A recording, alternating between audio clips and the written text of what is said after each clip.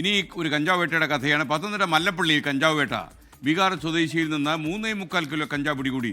എക്സൈസിന്റെ operation തണ്ടറിന്റെ ഭാഗമായിട്ട് നടത്തിയ പരിശോധനയിലാണ് കഞ്ചാവ് കണ്ടെത്താൻ കഴിഞ്ഞത്. ഷിജോ കുര്യൻ വീണ്ടും ചേരുന്നു പത്തനംതിട്ടയിൽ നിന്ന്. Shijo, operation thunder പുരോഗമിക്കുകയാണോ?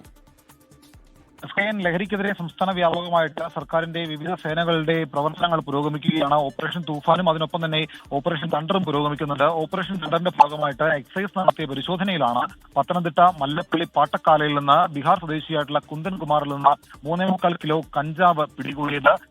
Mallappally range officer നന്ദുവിന്റെ നേതൃത്വത്തിലുള്ള സംഘമാണ് ഇതര സംസ്ഥാന തൊഴിലാളിയിൽ നിന്ന് 3.25 കിലോ കഞ്ചാവ് പിടികൂടിയത്. ഇയാൾക്ക് എവിടെ നിന്നാണ് കഞ്ചാവ് കിട്ടിയത് അടക്കമുള്ള അന്വേഷണവും എക്സൈസ് നടക്കുന്നുണ്ട്. ഇയാളുടെ അറസ്റ്റ് രേഖപ്പെടുത്തിയിട്ടുണ്ട്.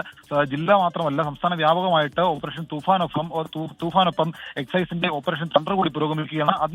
അതിൽ നടത്തിയ പരിശോധനയിലാണ് ബീഹാർ സ്വദേശിയായിട്ടുള്ള കുന്ദൻ കുമാറിൽ നിന്ന് 3.25 കിലോ കഞ്ചാവ് എക്സൈസ് പിടികൂടിയത്.